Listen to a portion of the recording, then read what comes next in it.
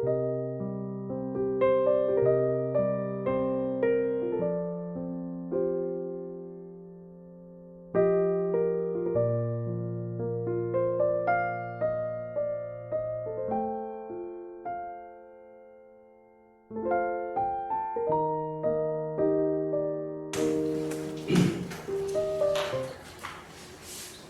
수요일에 나오신 우리 성도님들 주님의 이름으로 환영하며 오늘 충만한 시간 되시길 축복합니다.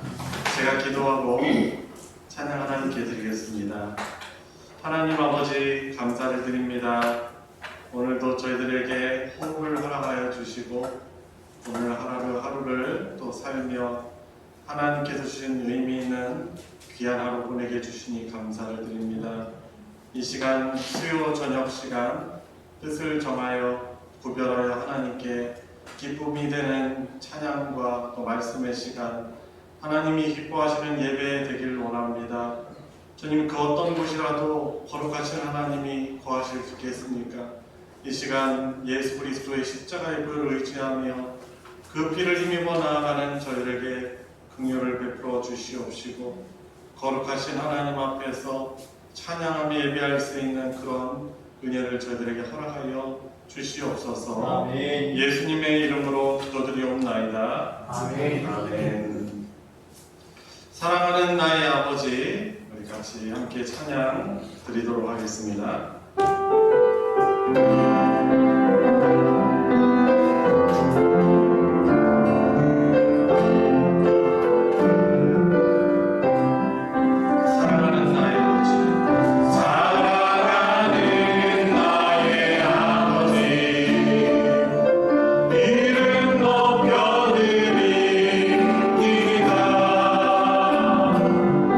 주의 나라 찬양 속에 임하시니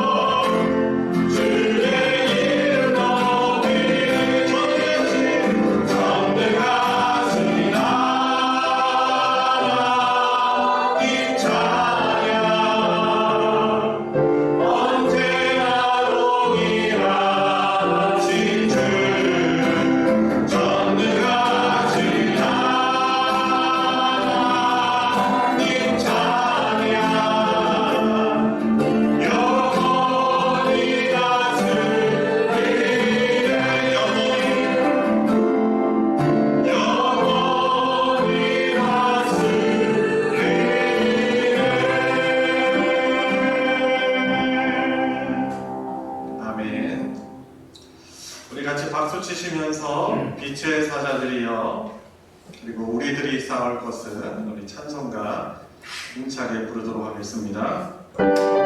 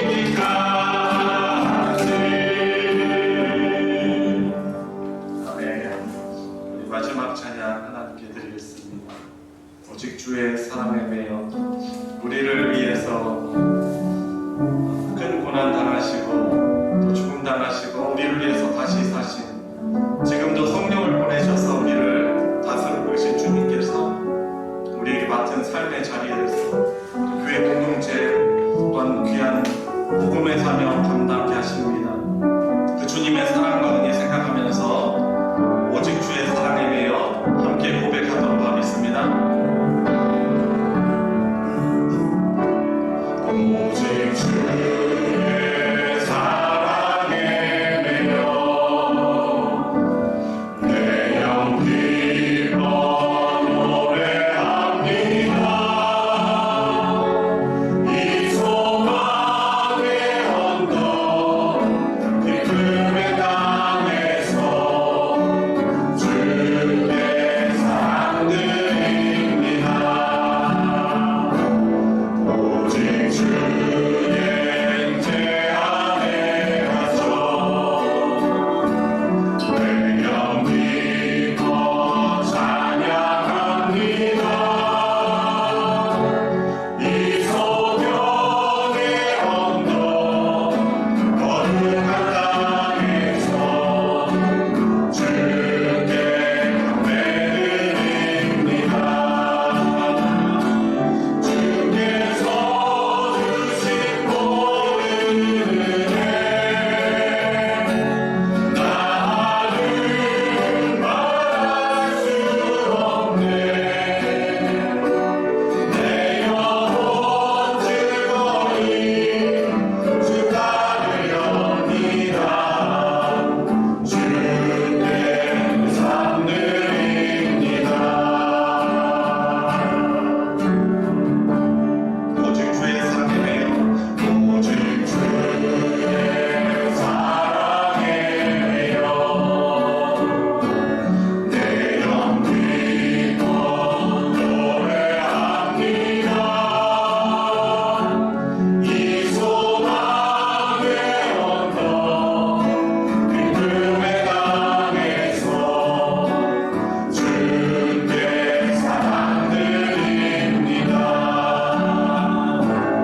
오직 주의 제 안에 가서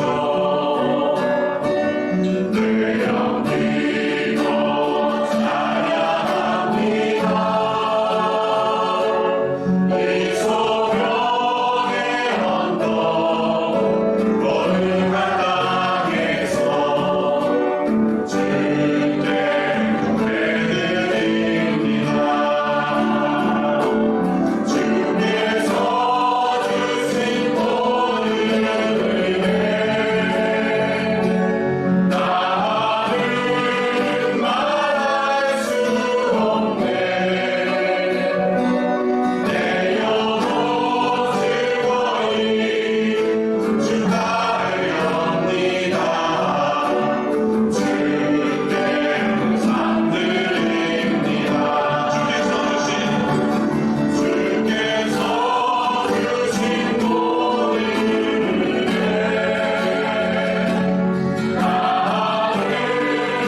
말할 수 없네. 내 영혼 즐거이 주 따르렵니다. 주께 산 드립니다. 우리 이 시간 함께 기도드립시다. 참 주께서 저희들에게 인도하신 또 맡기신 이 사명의 길은 분명 주님 말씀하신 것처럼 좁은 길이고 좁은 문이고 우리에게 지어진 참 십자가의 길이고 이 길 이것을 감당하기 너무나도 없습니다. 그런 하나님 저에게 은혜 주셔서 주님 사랑 때문에 감화감동하여서 주님의 십자가의 은혜와 사랑이 저에게 능력되게 하시고 또 이 길을 단순히 고통의 길이 아닌 기쁨으로 하게 하여 주시옵시고 주께서 맡기신 소명을 감당하는 그런 은혜의 길 되게 해주십시오. 우리가 간구하면서 오늘 특별히 그리스도의 고난과 십자가에 관련된 주제를 가지고 공부하는데 이것을 통해 나타난 하나님의 놀라운 사랑을 저희들이 다시금 잘 깨닫고 그 사랑 의지하는 믿음 갖게 해주십시오. 같이 우리 힘차게 합심해서 기도하도록 하겠습니다. 기도하시겠습니다.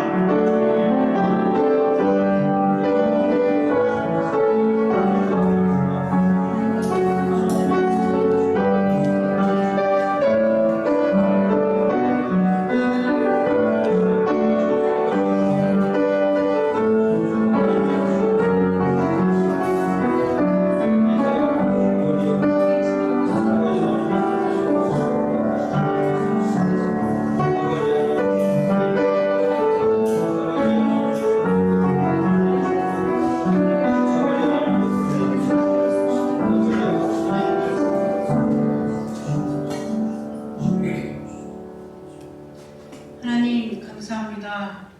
하나님은 영이시니 예배하는 자가 영과 진리로 예배할지니라. 우리의 삶의 주관자가 되시며 인도자가 되시는 주님, 또한 우리의 삶을 통하여 영광 받으시기를 원하시는 주님, 이 시간 함께 모여 마음과 정성을 다하여 예배드리오니 영광 받아 주시옵소서. 우리의 연약함으로 알고 지은 죄, 모르고 지은 죄 많습니다. 이 시간 회개하오니 용서하여 주시옵소서. 매 순간 하나님을 의지하고 하나님의 말씀을 묵상하고 힘써 여호와 하나님을 알아가기에 부족함이 없는 자로 인도하여 주시길 원합니다. 이 나라와 민족이 하나님 앞에 바로 서게 하시고 위정자들이 하나님을 두려워하며 진정 국민과 나라를 위한 위정자들이 되도록 인도하여 주시옵소서. 7월 27일에는 소망교회 설립 40주년 기념 예배 및 안수집사 권사 임직 예배 준비 중에 있습니다. 모든 준비가 순조롭게 준비되어서 먼저 하나님께 영광 돌리고 우리들에게는 은혜의 시간이 되도록 인도하여 주시옵소서. 8월에 있을 유초동부 여름성경학교 학생회 청년회 수련회 기도로 준비케 하시고 다음 세대를 위한 여름 사역에도 함께하여 주셔서 하나님 은혜 안에서 모든 계획들이 잘 세워질 수 있도록 인도하여 주시옵소서. 이 시간 그리스도의 고난과 십자가로 말씀 듣습니다. 말씀 전하시는 목사님 영육간 강건케 하시고 성령님의 임재 안에 능력을 더하셔서 함께 은혜 받는 시간 되게 인도하여 주실 줄 믿사오며 우리를 죄에서 구원하신 예수님의 이름으로 기도드립니다. 아멘.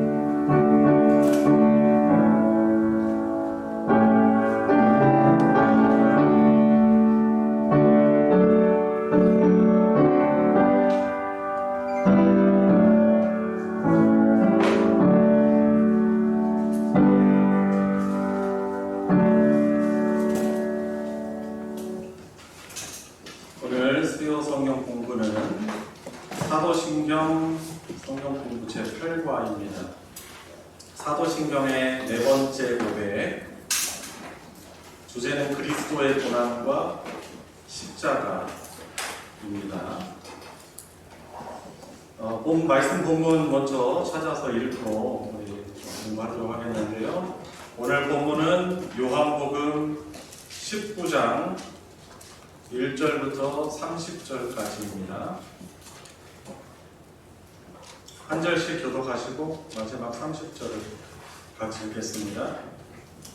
이에 빌라도가 예수를 데려다가 채찍질 하더라. 이들이 가시나무 가되어 회원에 씌우고 사사에서 들이고 앞에 가서 이르되 유대인의 왕이여 평안할지어다 하며 손으로 때리더라. 빌라도가 다시 깨달아 이르되 보라 이 사람을 데리고 너희에게 나오리니 이는 내가 내게서 아무 죄도 찾지 못한 것을 너희와 알게 하려 하노라. 이에 예수께서 가시관을 쓰고 자색옷을 입고 나오시니 빌라도가 그들에게 말하되 보라 이 사람이로다 하매 객들의 사람들과 바리 사람들이 예수를 보고 부르짖으되 십자가에 못 박으소서 십자가에 못 박으소서 하는지라. 빌라도가 이르되 내가 친히 데려다가 십자가에 못 박으라. 나는 내게서 죄를 찾지 못하노라. 유대인들이 대답하되 우리에게 법이 있으니 그 법대로 하면 그가 당연히 죽을 것은 그가 자기를 하나님의 아들이라 함이니이다. 빌라도가 이를 듣고 더욱 두려워하여 다시 관정에 들어가서 예수께 말하되 너는 어디로부터냐 하되 예수께서 대답하여 주지 아니하시는지라. 빌라도가 이르되 내가 말하지 아니하느냐 내가 너를 얼마나 드리고 십자가에 못 박아 넘기는지를 알지 않느냐. 예수께서 대답하시되 위에서 주지 아니하셨더라면 나를 해할 권한이 없었으리니 그러므로 나를 내게 넘겨준 자의 죄는 더 크다 하시니라. 이와 너 빌라도가 예수를 보려고 모셨으나 내게 예수를 이르되 이 사람을 보면 가이사의 중심이 아니니라. 무릇 자기를 왕이라 하는 자는 가이사를 반역하는 것입니다. 빌라도가 이 말을 듣고 예수를 끌고 나가서 돌을 깐 들 히브리 말로 가바다에 있는 재판석에 앉아 있더라. 이날은 유월절의 주일이요 때는 주일이시라. 빌라도가 유대인들에게 이르되 보라 너희 왕이로다. 그들이 소리 지르되 없이하소서 없이하소서 그를 십자가에 못 박게 하소서. 빌라도가 이르되 내가 너희 왕을 십자가에 못 박으랴. 대제사장들이 대답하되 가이사 외에는 우리에게 왕이 없나이다 하니 이에 예수를 십자가에 못 박으러 그들에게 넘겨졌으니라. 그들이 예수를 맡음에 예수께서 자기의 십자가를 지시고 해골 히브리 말로 골고다이라 하는 곳에 나가시니 그들이 거기서 예수를 십자가에 못 박으되 다른 두 사람도 그와 함께 좌우편에 걸어가니 예수는 가운데 있더라. 빌라도가 패를 써서 십자가 위에 붙이니 나사렛 예수 유대인의 왕이라 기록되었더라. 예수께서 막다시신 곳이 성에서 가까우고 많은 유대인이 이 편을 읽는데 히브리와 로마어와 헬라말로 기록되었더라. 유대인의 대제사장들이 빌라도에게 이르되 유대인의 왕이라 쓰지 말고 자칭 유대인의 왕이라 쓰라 하니 빌라도가 대답하되 내가 쓸 것을 썼다 하니라. 군인들이 예수를 십자가에 못 박고 그의 옷을 취하여 네 깃에 나눠 각각 한 깃씩 얻고 속옷도 취하니 이 속옷은 호지 아니하고 위에서부터 통으로 짠 것이라. 군인들이 서로 말하되 그것을 잊지 말고 너가 얼마나 죄를 입자사 내 성경에 그들의 옷을 하고 내 옷을 지키고 있나이다 것을 말하여 하려니와 군인들은 이런 일을 하고 예수의 십자가 곁에는 그의 어머니 이모와 글로바의 아내 마리아와 막달라 마리아가 섰는지라. 예수께서 자기의 어머니와 사랑하는 제자가 곁에 서 있는 것을 보시고 자기 어머니께 말씀하시되 여자여 보소서 아들이니라 하시고 또 그 제자에게 이르되 보라 내 어머니라 하신대 그때부터 그 제자가 자기 집에 모시니라. 그 후에 예수께서 모든 일이 이루어진 줄 아시고 성령을 받아 자기가 시사하시니 이르시되 내가 목마르다 하시니 거기 신포도주가 가득히 담긴 그릇이 있는지라. 사람들이 신포도주를 적신 해면을 우슬초에 메어 예수의 입에 대니 예수께서 신포도주를 받으시는 이르시되 다 이루었다 하시고 머리를 숙이니 영원히 떠나가시니라. 아멘. 오늘 사도신경의 네 번째 고백, 한번 네 번째 고백을 한번 같이 읽어볼까요? 우리 개혁판으로 되어 있는 그 작은 글씨 한번 같이 읽어보도록 하겠습니다. 시작. 본디오 빌라도에게 고난을 받으사 십자가에 못 박혀 죽으시고. 예수님의 어떤 고난에 대해서 흔히 우리가 예수님이 십자가에 달려 돌아가신 이 한 주간만, 그 고난 주간만 생각하는 경향이 사실 있습니다. 사실 그러면 안 되는 거죠, 그죠? 예수님이 왜 고난을 당하셔야만 했는지. 우리 지난번에 배운 것처럼 예수님은 참 사람이시되 유일하게 죄가 없으신 분이시잖아요. 우리 사람들은 우리가 죽는 이유는 다 우리 죄 때문에 죽는 거예요. 그런데 죄가 없으시다면 우리가 지난번에 같이 신앙 고백했잖아요. 예수님은 거룩하신 참 하나님이시며 동시에 참 사람이시되 그분은 죄가 없으신 그런 분이시다라고 했는데 말이 안 되잖아요. 그분이 죽었다면, 사람이 죽는다면 죄 때문에 죽는 건데, 근데 우리가 그분을 알 때 그분은 죄가 없으신 분이시다라는 사실인 거죠. 그래서 그리스도의 고난과 십자가가 여기에 대한 신앙 고백이 우리에게 주는 그 의미에 대해서 우리가 오늘 배워보도록 하는 것입니다. 여러분, 이 세상에서 살다 간 사람 가운데 가장 큰 고난을 겪은 사람이 누가 있을까요? 혹시 뭐 고난하면 떠올려지는 대명사 같은 사람이 누가 있습니까? 누가 있어요? 그렇죠. 욥이 있습니다. 영어로는 조. 자, 욥인데 욥은 아브라함 시대의 사람이에요. 족장 시대 사람이죠. 이제 뭐 지난번에 성중 형제가 물어보는 거죠. 그런데 왜 욥기는 왜 구약 성경의 중간에 있냐 이렇게 막 물어보더라고요. 족장 시대 사람인데 사실 근데 욥기 같은 경우는 구약 성경 안에서 시가 서로 구분되기 때문에 그 시가 섞이게 좀 모아놓은 거죠. 나름대로 목적을 가지고 욥기, 시편, 잠언, 전도서가 이게 시가 섞기 때문에 그렇게 모아놨습니다. 근데 욥은 당대 최고의 의인이요 부자였습니다.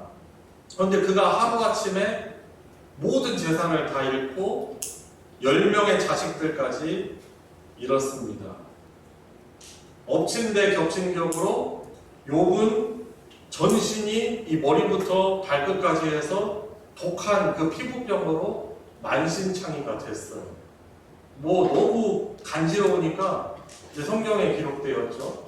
기왓장을 가지고 뭐 긁어가지고 아마 제가 몰골이 많이 아니었을 거예요. 그냥 단순히 아토피만 우리가 걸려도 사실 피부가 되게 보면 고통스럽잖아요. 그죠? 간지럽고 막 이렇게 부러뜨고. 근데 아마 욥은 그 욥을 찾아왔던 세 친구가 못 알아본 것을 보니까 정말 욥은 몸이 만신창이가 되어 있었을 것입니다. 그리고 그의 아내에게는 저주스러운 모욕을 받고 친구들에게는 어떤 말을 듣습니까? 네가 죄를 지었기 때문에 그에 대한 그런 결과로 보응으로 네가 이런 형벌을 받는다라고 부당한 오해를 받았습니다. 자, 그런데 욥의 고난은 죄 때문이 사실은 아니었어요. 하나님의 특별한 그런 섭리가 있었죠. 그런데 이제 욥의 고난은 이후에 오실 그리스도께서 당하실 이 고난의 모형이고 그림자인 것입니다. 예수님은 사실 욥과 비교할 수 없는 완전한 의인이었어요. 물론 이제 욥이 죄 때문에 고난당한 것이 아니다라고 말하지만 그렇다고 해서 욥이 죄인이 아니다라는 것은 아닙니다. 욥은 역시 죄인이에요.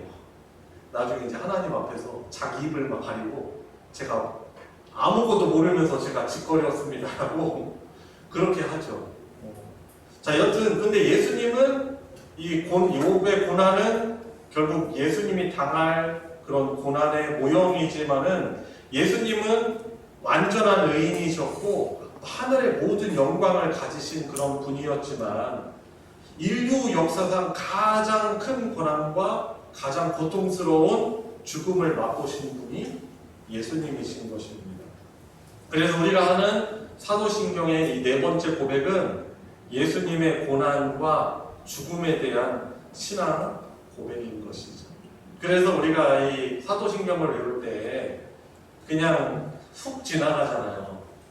그러다 보니까 예수님의 고난에 대해서 고난 주간만 기억하는 경우가 있는데 사실 우리가 이 사도신경의 네 번째 신앙 고백을 할 때 거기에 우리 마음을 담아가지고 꾹꾹 눌러가지고 예수님의 그 순환에 대해서 우리가 어떤 의미가 있는지 잠깐이라도 우리가 고백하면 평소에도 우리 예수님이 당하는 고난 그것을 우리가 더욱더 생각해야 하는 것입니다.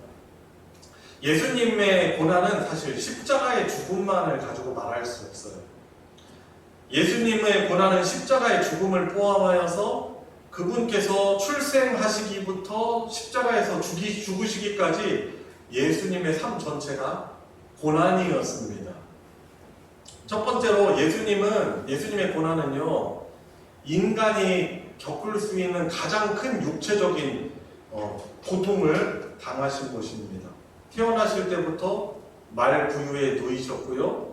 그리고 가난한 목수의 집에 태어나셔가지고 30년 동안 노동자 생활을 하셨었죠. 내일까지 소 멍에를 만들어야 한다. 엄하게 아버지 요셉이 이야기를 하고 뭐 그랬을지 모르겠지만은 이 노동자의 삶을 살았어요. 육체적으로. 그리고 이제 예수님이 당신께서 그리스도시다라는 것을 이제 직접적으로 드러내시는 그 기간인 공생의 기간이라고 하죠. 그것을 몇 년이죠?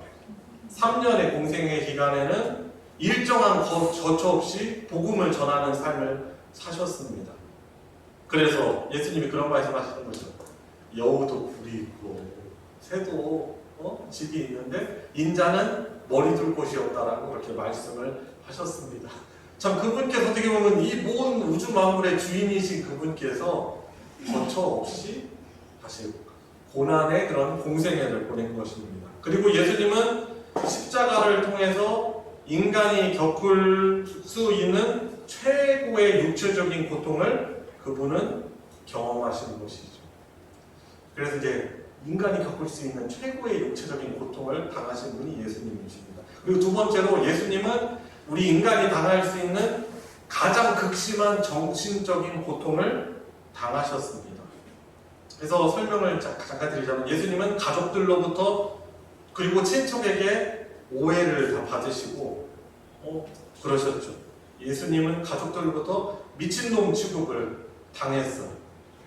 그리고 사람들에게 수많은 비방과 모욕과 욕설을 받았어요. 그리고 결국에는 십자가에 못 박아라! 십자가에 못 박아라!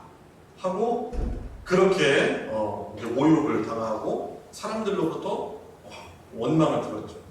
심지어 가장 가까이 있는 12제자로부터 버림을 당하셨습니다. 베드로가 어떻게 했어요? 나 저 사람하고 아무런 연관 짓지 마서 나 저 사람하고 상관없어. 내 손에 장을 지질지언정 저주까지 하면서 예수님과 나는 상관없다라고 말했어요. 지상에 계시는 동안 어느 누구에게도 진정으로 예수님을 받아들이신 적이 없는 것이죠. 그리고 이제 세 번째까지만 얘기하겠습니다. 예수님은 한 인간이 당할 수 있는 가장 최고의 영적인 고통을 당하신 거죠. 육체적인 고통, 정신적인 고통, 인간이 당할 수 있는 최고의 영적인 고통 당하셨어요. 사실 예수님의 육적인 고통도, 예수님의 정신적인 고통도 예수님이 받으신 영적인 고통에 비하면 사실 아무것도 아니에요. 예수님이 십자가에 달리셔서 말씀하신 것을 가상 7원이라고 하잖아요. 그때 예수님이 어떤 고난에 말씀하십니까? 나의 하나님 어찌하여 나를 버리셨습니까? 라고 그분이 그 말씀하세요. 아파 죽겠습니다. 아파 죽겠습니다. 이러는 것이 하시는 게 아니에요. 그 하나님과의 정말 성부 하나님과의 그 단절로 인한 그 극심한 영적인 고통을 그분께서 십자가에서 말씀하신 거죠. 성부 하나님으로부터 버림을 당하셨기 때문에 그러한 것이죠. 그래서 예수님이 십자가에 달리시기 전날밤에 겟세마네 동산에서 막 부들부들 떨면서 또 흐르는 땀이 핏방울이 되도록 기도하신 것은 그분이 하나님의 진노의 잔을, 그러니까 인류가 당해야 될 그 진노의 잔을 마시는 것 때문에 예수님이 그 겟세마네 동산에서 고통스러워 하시면서 기도하신 것이죠. 할 수만 있다면 이것을 내게서 옮겨주십시오라고 하면서 엘리 엘리 라마 사박다니 나의 하나님 어찌하여 나를 버리셨나이까 그렇게 하신 것입니다. 자, 그래서 오늘 이제 본문 들어가서 아마 이런 이런 좀 전체적인 그 내용들을 알면 오늘 본문을 이해하시는데 도움이 되실 것입니다. 자, 내용 살피기 보겠습니다. 52페이지 본디오 빌라도에게 고난을 받으심. 조아영 집사님부터 우리 읽어나가도록 하겠습니다. 본디오 빌라도에게 고난을 받으사라고 하므로 우리는 예수님의 고난이 실제로 일어난 사건이라고 고백하는 것입니다. 빌라도는 로마 황제가 파견한 총독으로 주후 26년에서 37년경까지 유대 지역을 다스렸습니다. 대제사장을 비롯한 유대 종교 지도자들은 예수님을 잡아 빌라도에게 끌고 갔습니다. 예수님을 재판해달라고 간 것입니다. 사람을 죽일 권한이 총독인 빌라도에게 있었기 때문입니다. 예수님은 빌라도가 다스리던 시대에 유대의 예루살렘에서 고난을 받으셨습니다. 네, 그죠. 본디오 빌라도에게 고난을 받으셨다라는 의미가 이런 역사적인 확실한 증거가 있는 것이죠. 그래서 이런 그때 본디오 빌라도에게 고난을 받으사라고 하심으로 그 고난이 실제로 일어난 사건이라고 우리는 사도신경을 통해서 고백하는 것이죠. 다음 박 장로님 읽어주세요. 빌라도는 재판장으로서 3번이나 예수님의 유죄를 선언했습니다. 그러나 그는 유대인들의 압력에 굴리겨 예수님에게 십자가 처형을 요구했습니다. 빌라도는 재판장으로서 예수님에 대해 유죄와 십자가 처형이라는 두 가지 선언을 한 것입니다. 그리스도께서는 본래 죄가 없기 때문에 정죄받을 이유가 없습니다. 빌라도의 처음 선언처럼 무죄입니다. 그럼에도 하나님을 알지 못하는 이방인 재판관에게 십자가 처형을 언도받으셨습니다. 예수께서 자신의 죄가 아니라 다른 사람들의 죄 때문에 사형 선고를 받으신 것입니다. 네, 오늘 요한복음 그 부분 읽을 때도 분명히 이 사람은 죄가 없다라고 빌라도가 말하거든요. 여러 번, 3번씩이나. 그런데 그렇게 무죄를 말하지만은 또 어떻게 해야 돼요? 십자가 처형을 언도받습니다. 그것은 바로 예수님이 그 죄 때문에가 아니고 다른 사람의 죄 때문에, 예수님은 죄가 없으시기 때문에 다른 사람들의 죄 때문에 사형 선고를 받으신 것이다라는 것이 이제 빌라도 에게서 이 사형 언도를 받은 것을 통해 알 수 있는 것이죠. 송집사님 3번이요. 빌라도는 죄 없는 예수님에게 채찍질을 명하셨습니다. 십자가 사형을 선고했습니다. 빌라도의 군병들은 사형 선고를 받은 예수님을 막대했습니다. 예수님의 옷을 벗기고 머리에 가시면류관을 씌웠습니다. 유대인의 왕이여 평안할지어다 하며 예수님의 얼굴에 침을 뱉고 갈대로 머리를 치며 희롱하였습니다. 네. 질문 1, 2번 우리 풀면서 좀 정리를 해보겠습니다. 1번, 예수님을 박해한 사람들이 많은데 왜 본디오 빌라도에게 고난을 받으셨다라고 우리가 신앙 고백하지요? 왜 그렇습니까? 십자가에 박히셨다. 백성들이 재판에 고난을 가지고 누구의 판결에 의해서? 빌라도에 그죠. 빌라도가 법적으로 사형 선고를 그렇게 내렸기 때문에 십자가에 예수님이 이제 달리시게 되는 것이죠. 그래서 예수님은 결국에 이제 법적으로 빌라도가 사형 선고를 내렸기 때문에 고난을 받으셨다라고 이렇게 신앙 고백을 하고 있는 것입니다. 자, 2번, 빌라도는 재판장으로서 예수님에 대해서 2가지 상반된 선언을 했습니다. 무죄, 십자가 처형. 왜 이런 일이 일어났는지 말해봅시다. 어떤 비하인드 스토리가 있죠? 거기에는 자, 빌라도는 예수님을 신문하고 나서 죄를 죄가 없다. 나는 죄 발견하지 못했다 라고 했어요. 그런데 어떤 압력이 있었어요? 유대인들의 압력인데 그죠. 가이사 황제 그죠. 그걸 가지고 어떻게 보면 약점일 수 있는 것이죠. 그래서 이 민심 때문에 사실은 그래요. 왜냐하면 총독으로서 그 지역을 다스리긴 하는데 어떻게 보면은 그들의 어떤 기대나 그들의 반응이 또 중요하거든요. 그래서 자기 양심 따라서 행한 것이 아니고 유대인들의 압력에 못 이겨서 십자가 처형을 선고하는 것입니다. 그래서 예수님은 그분이 죄가 없으실 뿐 아니라 죄 때문에 그분은 사형 언도를 받으신 것이 아니다라는 것이죠. 그래서 본디오 빌라도에게 고난을 받으셨다라는 것은 예수님의 고난이 실제로 일어난 사건이라고 고백을 하면서, 그리고 그분이 또한 무죄임에도 불구하고 그분은 그렇게 고난을 받았음을, 십자가에 죽으셨다는 것을 말하고 있는 것이죠. 3번 했나요? 우리 좀 전에? 네, 예수님. 네. 우리 십자가에 못 박히심에 대해서 좀 넘어가도록 하겠습니다. 유건사님 1번 읽어주세요. 예수님의 생애 전체가 고난이었지만 십자가에서는 가장 극심한 고난을 겪으셨습니다. 인류가 만들어낸 가장 혹독하고 치욕스러운 십자가 형벌을 받으셨습니다.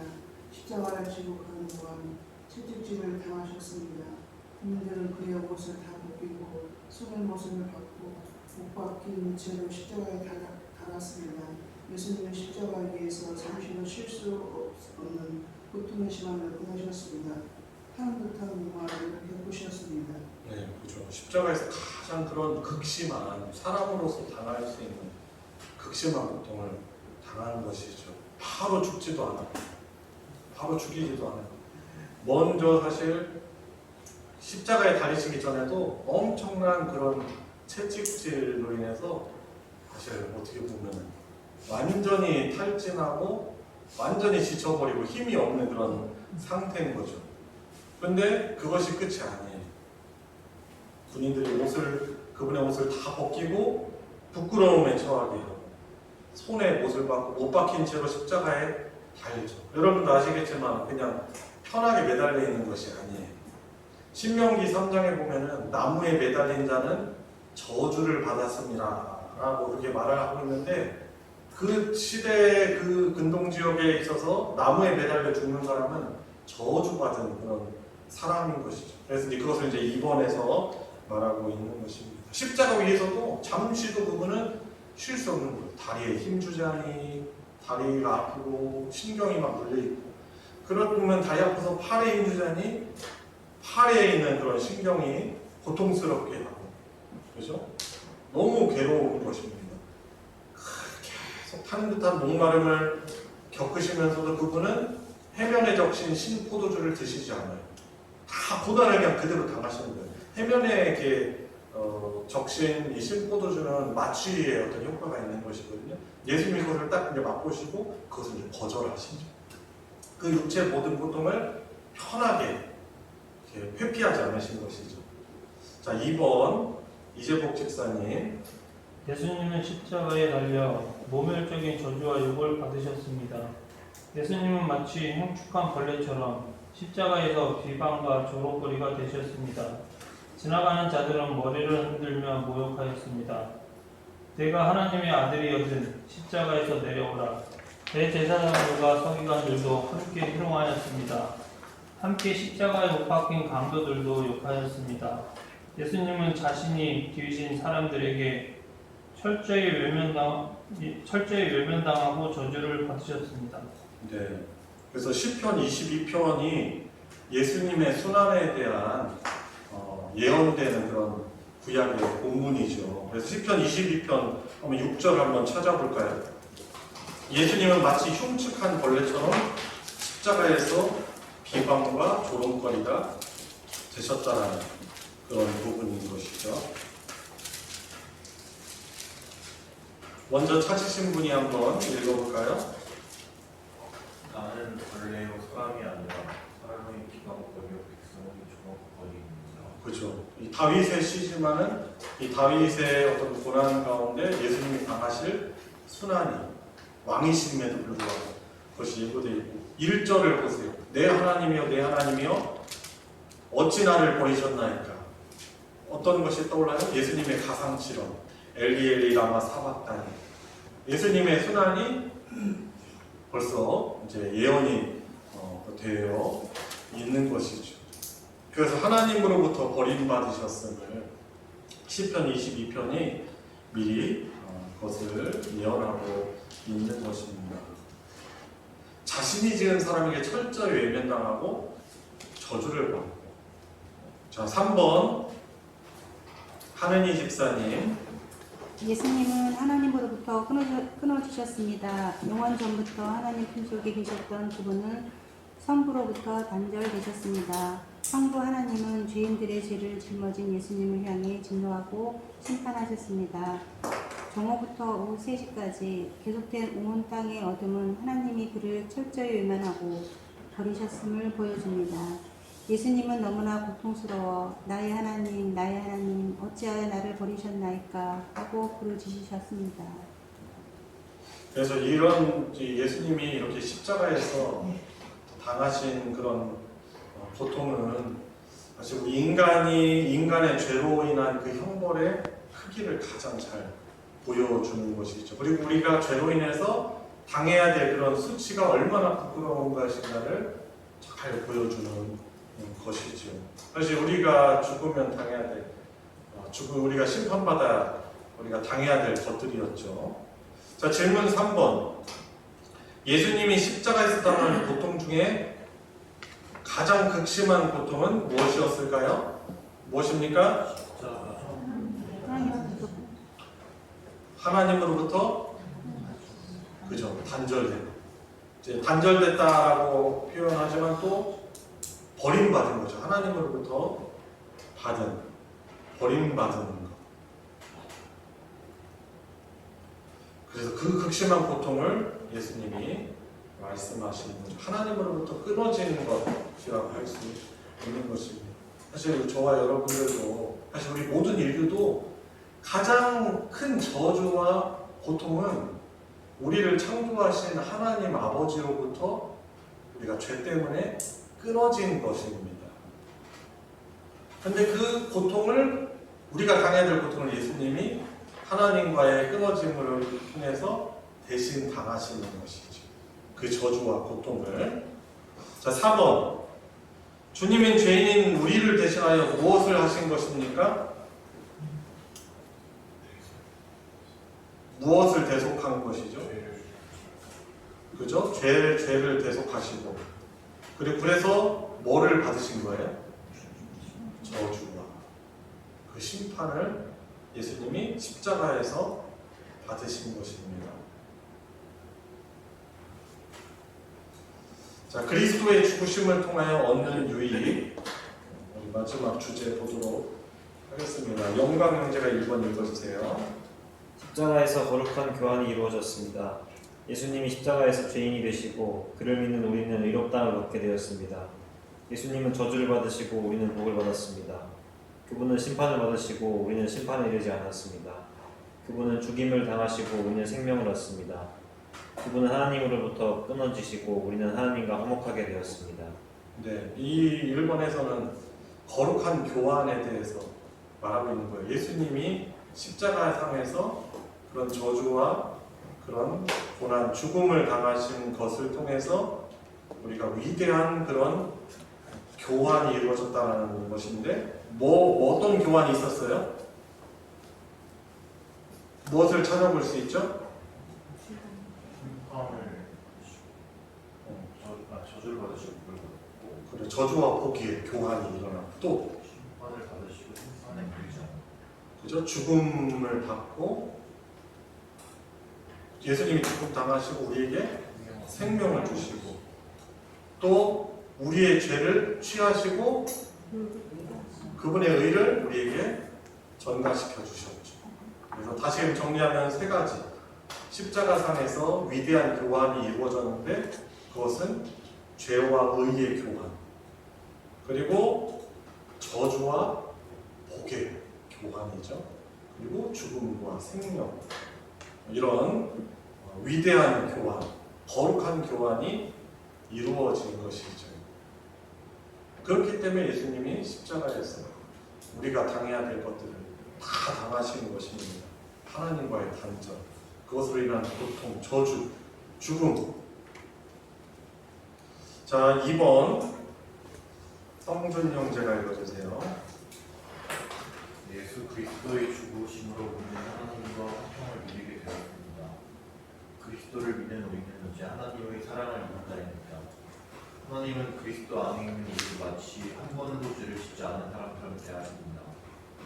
하나님 말씀을 온전히 순종하신 예수님의 순종을 내가 한 것처럼 내려주십니다. 우리를 향해 진노하지 않으십니다. 도리어 우리를 인하여 즐거이 부르며 기뻐하십니다. 그래서 우리도 하나님을 즐거워하며 삽니다. 네, 그래서 신약성경에서는 우리가 예수 그리스도로 옷 입었다라고 말하고 있는데 옷은 신분을 상징하는 그런 상징적인 의미가 있어요. 근데 예수로 옷 입었기 때문에 하나님, 성부 하나님이 우리를 보실 때 죄인의 모습으로 우리를 보시는 것이 아니고 그분의 그 보혈이 우리를 뒤덮고 우리가 예수로 옷 입었기 때문에 우리를 바라보실 때 마치 예수 그리스도를 바라보시듯 사랑의 눈으로 우리를 바라보시고 의로우신 예수님을 바라보듯 우리가 죄인이 아니라 우리를 하나님 앞에 의로운 자로 우리를 바라보시는 것이죠.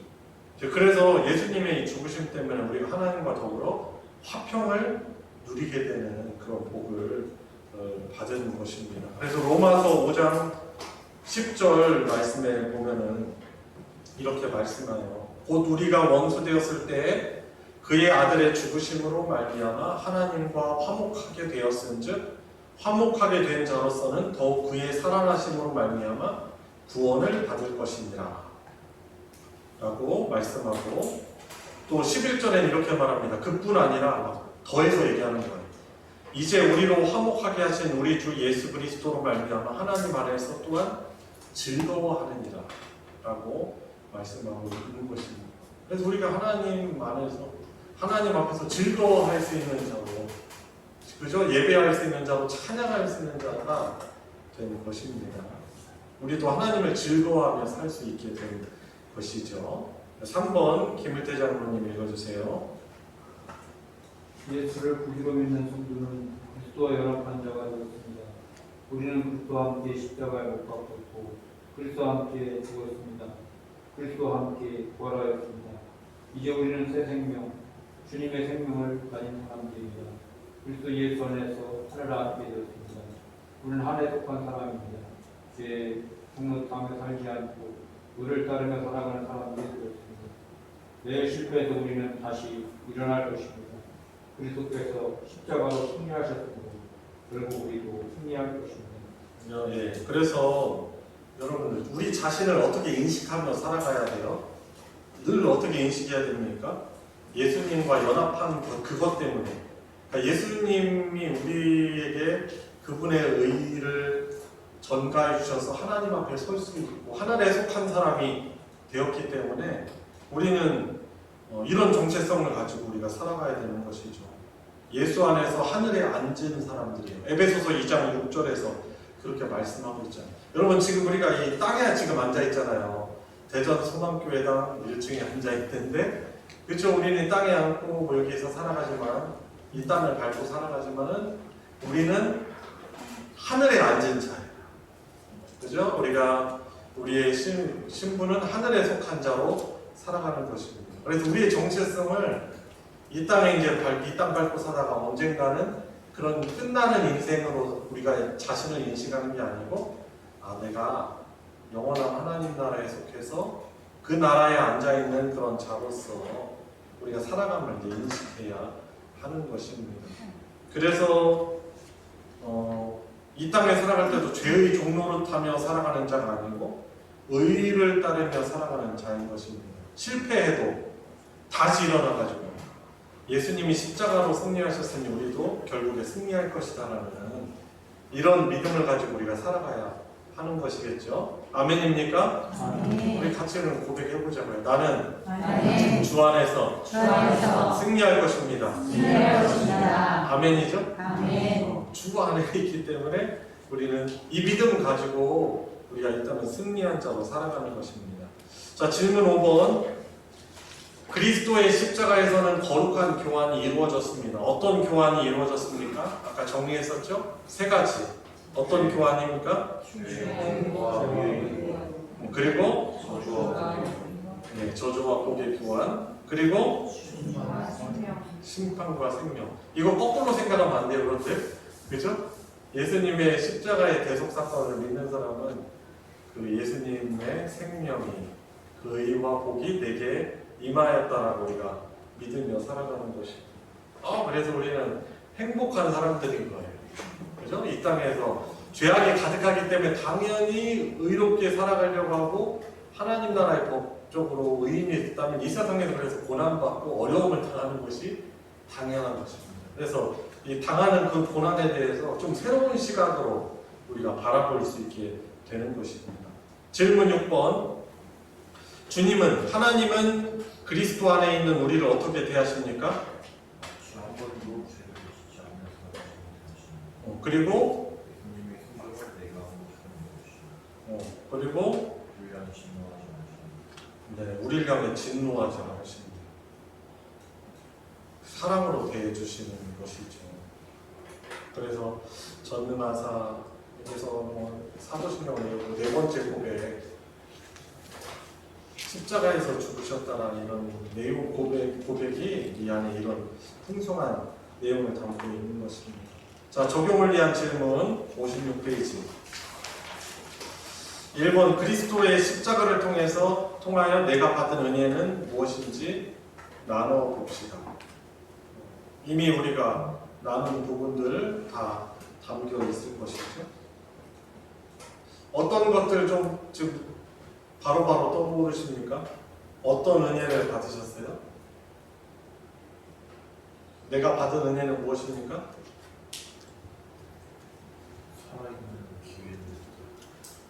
살아있는 한 기회에 있다.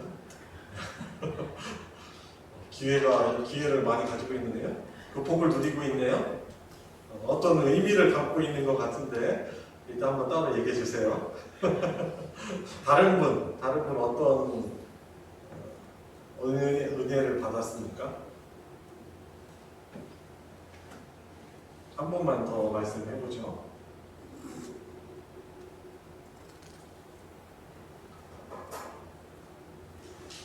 이미 그 질문에서 답을 내린 것 가지고 얘기하셔도 돼요. 좀 더 와닿는 것들, 더 깊게 인식이 된 거 말씀하셔도 좋습니다. 김우태 장로님. 네. 오늘 처음 듣게 되는 그런 영화인데 거룩한 교환 처음 듣거든요. 네. 이 성경하면서 어쨌든 죄와 심판을 받으실 그 어렵다는 어떤 은혜가 예수님이 저주를 받으시는 것, 우리가 복을 누리게 되고 예수님이 주신 생명의 은혜를 누리게 되는 거룩한 교환이 되겠구나. 네. 장로님 나누시니까 그 찬양이 생각돼. 그는 실로 우리의 즐거움이지. 그죠? 이사야서 그 말씀을 가지고 그가 찔림을 당하심으로 어떻게? 우리가 나음을 입었고, 그가 징계를 받음으로 우리가 나음을 입고, 그가 채찍에 맞음으로 우리가 나음을 입었다라는 이런 거죠. 그죠? 벌써 그 구약시대 때 그런 것이죠. 그래서 이제 1년에 한 차례 구약시대에 그 성전 신앙을 살아가던 이 하나님의 백성들은 1년에 대속죄일을 이렇게 치러요, 한 번. 결국에 이제 예수님의 십자가 구속 사건을 예표하는 그런 절기인데, 그때 어떻게 합니까? 대제사장이 아사셀의 염소라는 것을 염소를 잡아요. 그래가지고 안수를 한단 말이죠. 그래가지고 자기 죄랑 백성들의 죄를 어떻게 하는지 아세요? 전가시켜요. 그리고 광야에다 풀어놔요. 광야에 풀어놓으면 어떻게 되겠어요? 어떤 짐승으로 인해서 죽임을 당할 거예요. 그죠? 그래서 그 전가, 우리의 그 죄가, 그 저주가 예수님께 전가가 돼요. 그리고 예수님께 있는 의는, 생명은 우리에게 전가가 되는 이 위대한 교환이 이루어지는 거죠. 그죠? The Great Exchange, 위대한 교환이라는 놀라운 은혜가 우리에게 주어지는 것입니다. 나눠주셔서 너무 감사드리고요. 자, 2번, 하나님은 예수 안에 있는 우리를 진노로 대하지 아니하시고 사랑과 즐거움으로 대하십니다. 와, 진짜 놀라운 것 아니겠어요? 아니, 어떤 사람이 나를 대할 때 사랑과 늘 나를 생각할 때마다 행복하고 즐거운 마음으로 대하는 게 얼마나 기분이 좋은 일이겠어요. 그런데 전능자께서 예수 안에 있는 우리들을 대할 때 사랑하는 눈길로, 사랑의 눈길로, 하트 뿅뿅, 늘 사랑스러운 거죠. 그죠? 그리고 즐거움으로 대한대요. 자, 그렇다면은 이 은혜를 누리는 자는 어떻게 살아가야 할까요? 예. 우리 장로님께서 이번 네. 질문에 대한 답을 하시고 싶었던 것 같아요. 그러더라도 네. 예수 안에 있는 우리를 진노로 대하지 않으시고 사랑과 즐거움으로 대한 것처럼 우리도 이렇게 사랑과 즐거움으로 대해야 되는데, 여기 55페이지 마지막 걸 보면 우리는 매일 쉴 때도 우리는 다시 일어날 것입니다.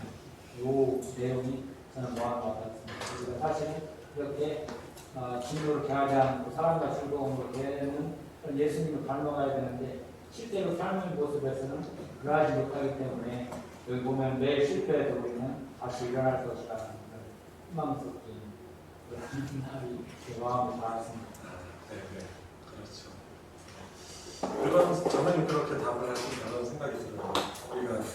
우리 자녀들도 보면은 자랄 때 그 부모의 사랑을 많이 받은 자녀들이 또 누군가에게 사랑을 또 많이 할 수 있어요.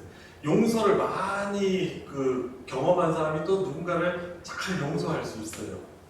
근데 이제 마태복음 18장에서 이제 예수님 말씀하시는 바 1만 달란트 빚진 자가 탕감함을 받았는데 자기에게 100달란트 진 빚진 사람을 가서 멱살 잡고 막 내놓으라고 막 하잖아요. 막 고소하고 그러면 안 되잖아요. 그래서 참 이런 은혜를 누린 사람은 어떻게 해요?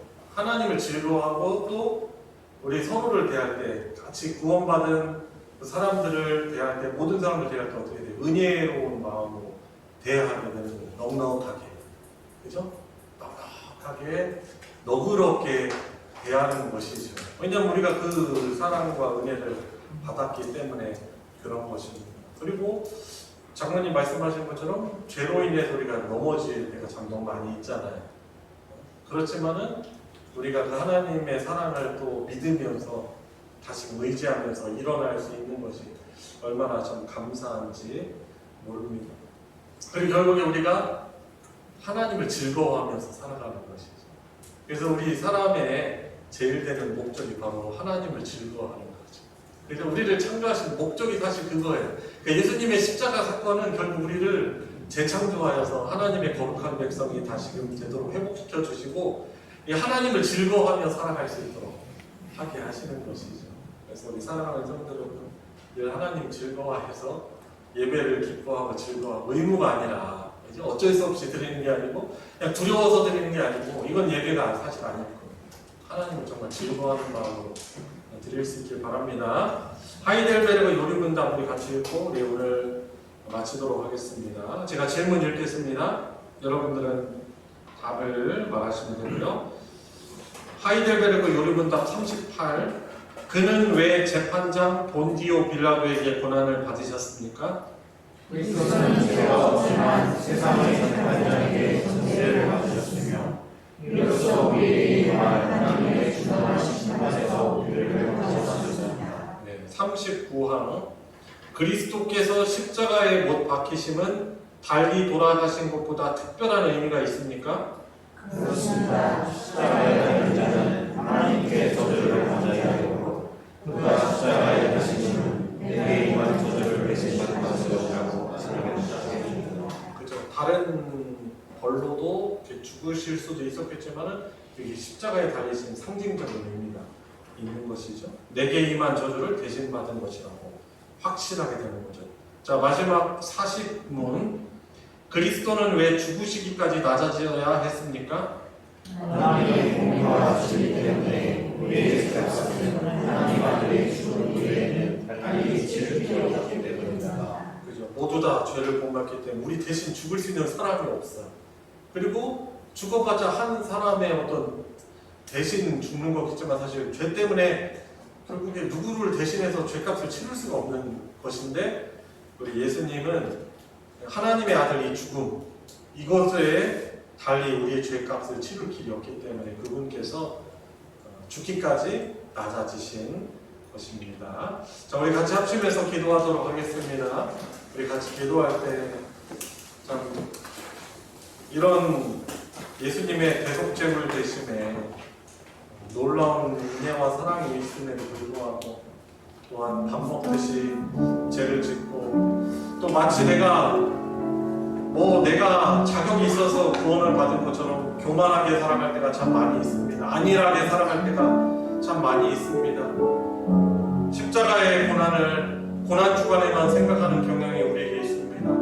우리가 사도신경을 고백하고 늘 고난을 당할 때 내가 당하는 이 고난, 이것은 당연하지만 예수님께서 당하신 고난, 나 때문에 당한 고난을 생각하면서 그것에서 하나님의 사랑에 감화 감동을 받아서 이 믿음으로 감격 가운데, 구원의 감격 가운데 살아가게 해주시고 또 십자가에서 나타난 놀라운 위대한 교환을 통하여서 의를 얻게 된 것임을 기억하면서 늘 하나님을 즐거워하고 예배를 즐거워하고 신앙생활을 기뻐하며 살아갈 수 있도록 저에게 믿음 주십시오. 우리 오늘 깨달은 말을 가지고 같이 기도하도록 하겠습니다. 하나님 아버지, 얼마나 저를 사랑하시기에 천하보다 귀한 창조주이신 전능자이신 독생자 예수를 십자가에 달게 하셨습니까? 하나님이 이 사랑을 하실 저의 이 두뇌로는, 저의 지식으로는 이해할 수 없지만 이것을 통하여서 하나님의 그 구원하신 사랑이 나타났음을 믿습니다. 저에게 주어진 예수 그리스도의 그 의를 늘 주님 감사하면서 점점 더 죄를 떨쳐버릴 수 있도록 하나님 은혜를 허락하여 주시기를 주님 간절히 원합니다. 주님, 늘 예수님의 십자가의 그 놀라운 은혜가 제 심령 가운데 사라지시도록 해주시옵소서. 우리 계속해서 기도할 때 우리 교회 공동체를 위해서 기도합시다. 이 그리스도가 없는, 예수님의 십자가의 그 은혜가 없는 신앙생활하는 교회가 되지 않게 해주시고 늘 우리가 예배할 때마다, 신앙생활할 때마다 모든 우리 성도들이 주님의 십자가가 우리의 심령에 새겨지게 하시고 이것이 죄를 이기는 능력 되게 하시고 또한 낙심하고 넘어졌을 때 다시금 일어설 수 있는 그런 십자가의 능력 되게 하여 주셔서 십자가의 이 능력이, 십자가에 대한 그런 의지하는 바가 우리 교회 공동체의 믿음의 중심이 되게 해주십시오라고 우리 한 번 더 우리 기도하도록 하겠습니다. 기도하시겠습니다. 주님, 그리스도의 십자가가 고백이 되지 않는 그런 안타까운 공동체가 되지 않게 하여 주시옵시고 하나님을 바라볼 때마다 십자가를 의지하게 해주시옵시고 교우들을 대할 때마다 예수님의 십자가를 의지하여 대하게 하여 주시옵소서. 주님, 그리스도의 십자가에 대한 믿음의 고백이 점점 사라지는 이 시대지만 우리 대전 성원교회 공동체는 예수님의 십자가가 우리의 삶의 중심에 있게 하여 주시옵시고 우리 모일 때마다 예수님의 십자가에 대한 신앙 고백이 우리 모임의 중심에 있게 하여 주시고 어려움 속에서도 주님의 십자가를 의지할 수 있는 젊은 될 수 있도록 인도하여 주시옵소서. 우리 마지막으로 한 번 더 중보기도, 합심기도 하도록 하겠습니다. 오늘 대표기도할 때 언급하셨지만 40주년 교회 설립 또 행사가 얼마 남지 않았습니다.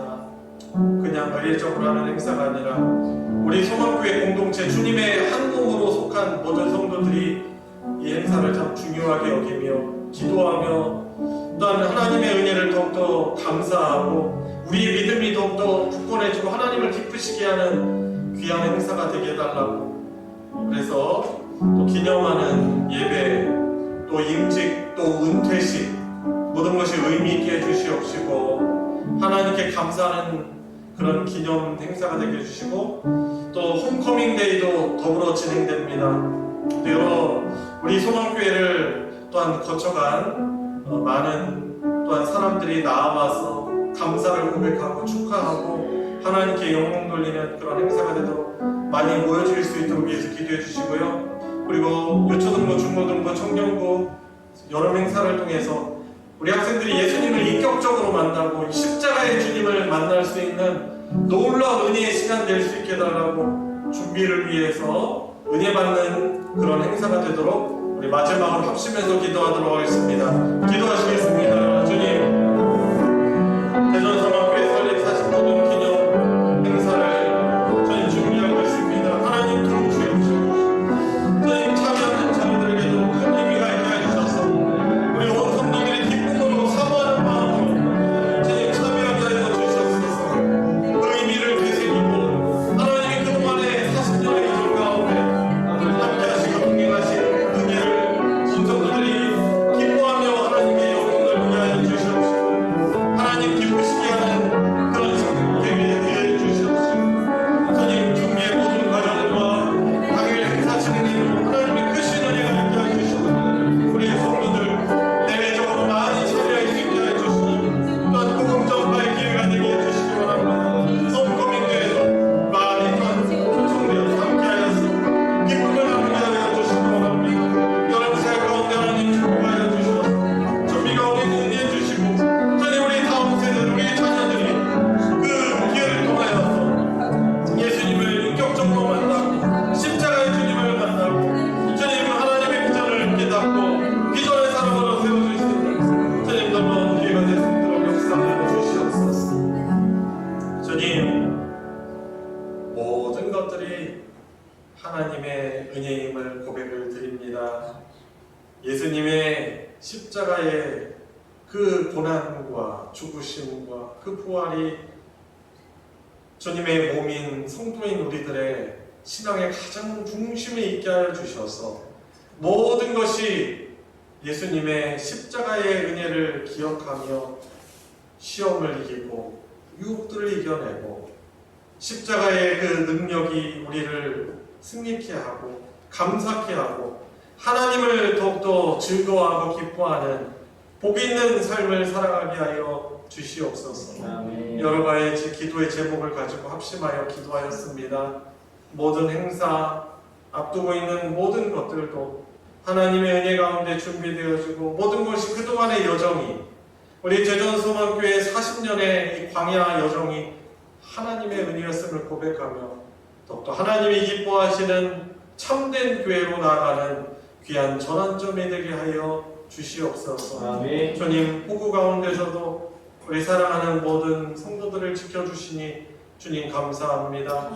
무더위와 또 아직 끝나지 않은 장마 가운데서도 주님 모두 지켜보아여 주시옵시고 무엇보다도 하나님을 기뻐하고 즐거워하며 늘 예배를 사모하며 하나님의 은혜를 고백할 수 있는 우리 참 믿음으로 살아가는 우리 소망교회 모든 교회 성도 공동체 되게 하여 주시옵소서.